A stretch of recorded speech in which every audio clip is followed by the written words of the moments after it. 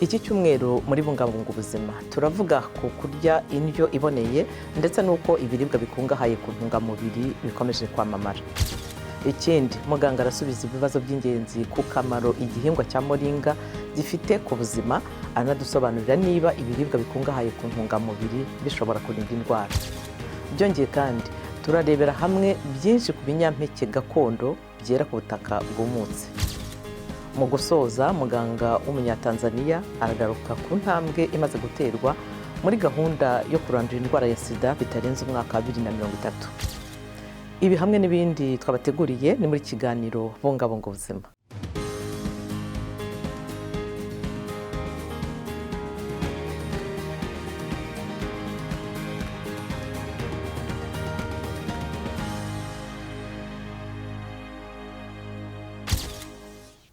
Ndabasuhuje mwese, ndi Eugenia Mukankusi.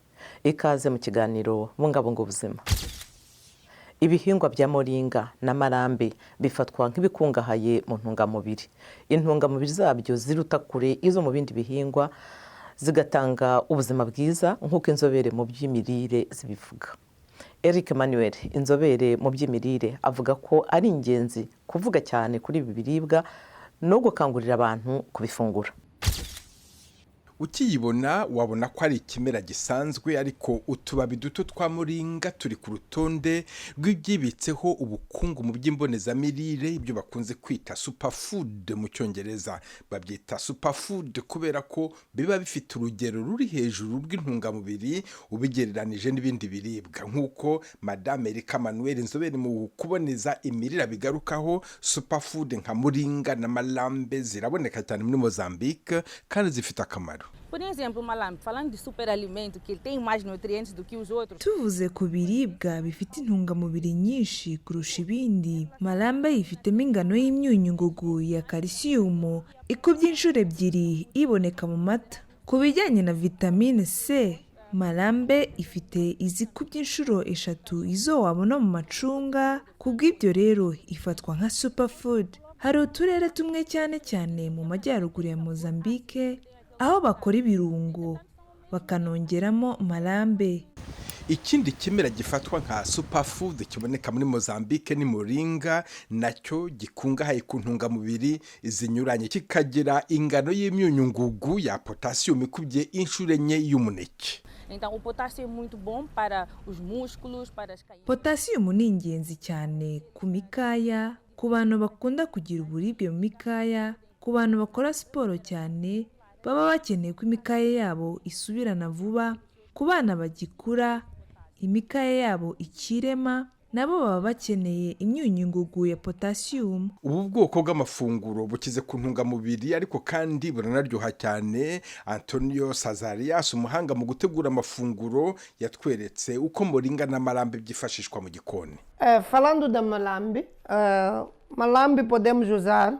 Twayikoresha mu gutegura isosi iherekeza inyama, ifi, inkoko, kandi iba ari nziza cyane. Iboneka mu masoko yose, yewe no mu dusoko twacu dutoya tuba henshi mu giturage. Biroroshye kuyibona kandi irahendutse cyane. Abantu akenshi bakoresha Moringa mu mitobe bakora mu mbuto, ndetse ishobora no kongerwa mu biryo bitetse mu gihe cyo kubitegura ku meza.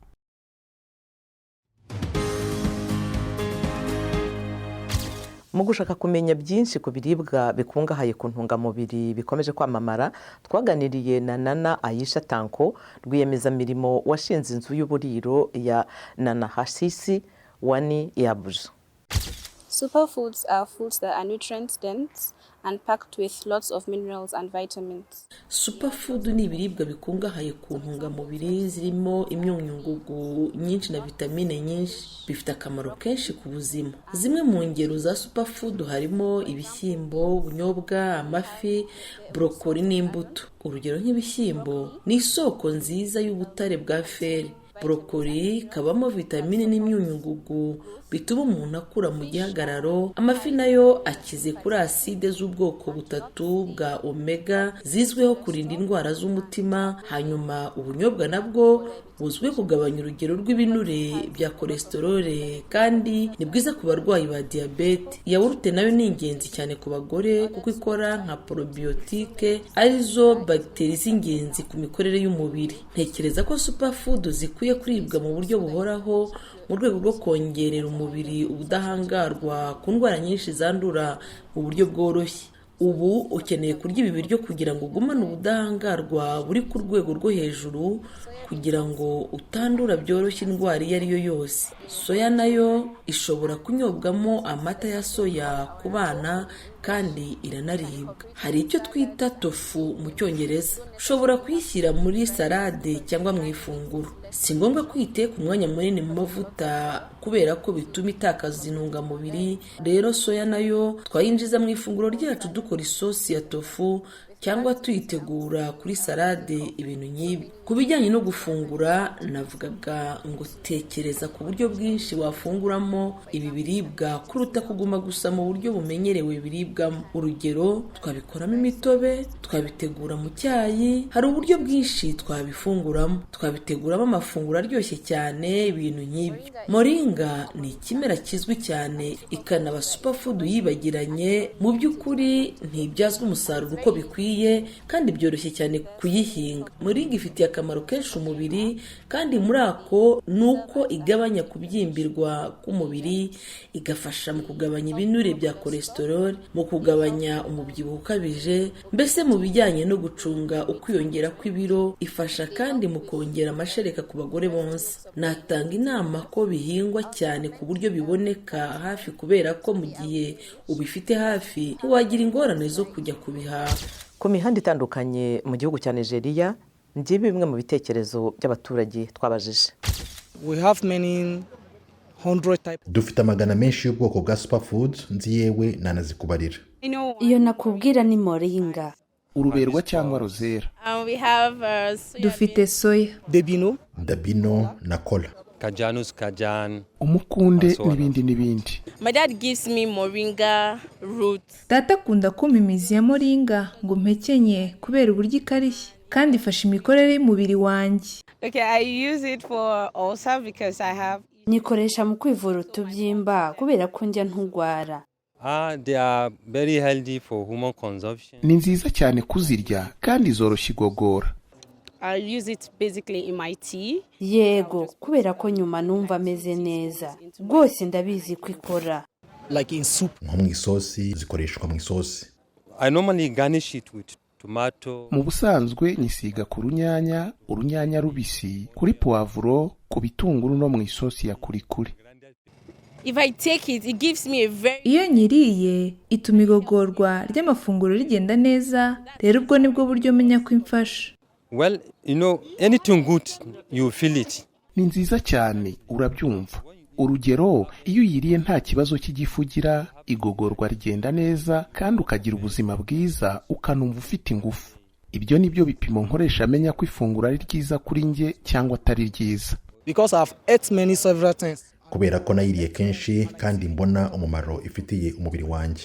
Well, because I feel better. Yego, kubera ko nyuma numva ameze neza. Mu gihe imihindagurikire y'ibihe yateje ibura ry'ibiribwa, bimwe mu bihugu bya Afurika byahoze bitunzwe n'ibinyampeke bitumiza mu mahanga nka Senegal, ubu birashakishiriza ku binyampeke gakondo nka fonio yera cyane ku butaka bwumutse. Senegal yizihije umunsi ngarukamwaka wahariwe fonio mu rwego rwo gukangurira abaturage kongera umusaruro w'iki kinyampeke gikize ku ntungamubiri. Akarere ka Kedugu ko muri Senegal kizihiza umunsi ngarukamwaka wahariwe fonio, ikinyampeke gifite inkomoko muri Afurika y'Uburengerazuba, gikize cyane ku ntungamubiri nka proteine na SIDA amino zifite umumaro munini mu gukora proteine. Intego y'uyu munsi ni ukumenyekanisha umumaro wa fonio no gushishikariza abanyasenegali kuyikoresha mu ndyo yabo. Fonio nta gluten itera, ikungahaye ku butare bwa feri kandi yarabyoroshye, idasabye imiti yica udukoko cyangwa ifumbire mvaruganda. Fonio ntigirwaho ingaruka n'ihindagurika ry'ibihe, ntiduterwa ubwoba n'amapfa cyangwa imyuzure. Buri gihe fonio tuba tuyizeye. Ibura ry'ibiribwa ryugarije henshi mu burengerazuba bwa Afurika, aho imihindagurikire y'ibihe iteza ibihe bibi cyane bigabanya umusaruro w'ibiribwa. Icyorezo cya COVID-19 n'intambara y'Uburusiya kuri Ukraine byagaragaje uburyo aka karere gatunzwe n'ibiribwa bitumizwa hanze nk'umuceri n'ingano. Ubu ni igihe cyo gutangira gutekereza uburyo twagira ubuhunikiro bw'ibiribwa kuri Afurika ndetse by'umwihariko kuri Senegali, kubera ko nitutabikora mu myaka 10 cyangwa 20 ndakubwiza ukuri kw'inzara izarimbura Afurika yose. Imashini zitonora imbuto za foniyo zatanzwe n'ikigega cy'Amerika gishinzwe iterambere rya Afurika zatanze umusaruro mu karere ka Kedugu ho muri Senegali. Avec la machine on fait sans. Twifashishije imashini dushobora gutunganya ibiro 150 mu isaha imwe gusa, mu gihe dukoresheje intoki tutanatunganya ibiro 10. Senegali yatunganyije toni zigera ku 5,000 za foniyo mu 2019 ugereranyije na toni zirenga igice cya miliyoni zatunganyijwe mu gihugu gituranyi cyayo Guinea. Abakunzi ba foniyo bakizera ko abategetsi bazashyira imbere ubuhinzi bw'iki gihingwa mu rwego rwo kurwanya inzara, ibyo bikaba byatuma kigera ku rwego rwo gutanga umusaruro mwinshi ushoboka.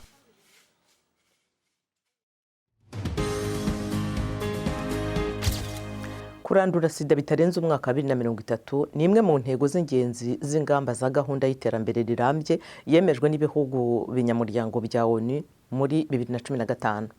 Ku byerekeranye n'isuzuma ry'aho tugeze mu rugendo rugana kuri iyo ntego, twaganiriye na muganga David Sando, umuyobozi wa PEPFAR, porogaramu ya Perezida wa Amerika igamije kurwanya icyorezo cya SIDA.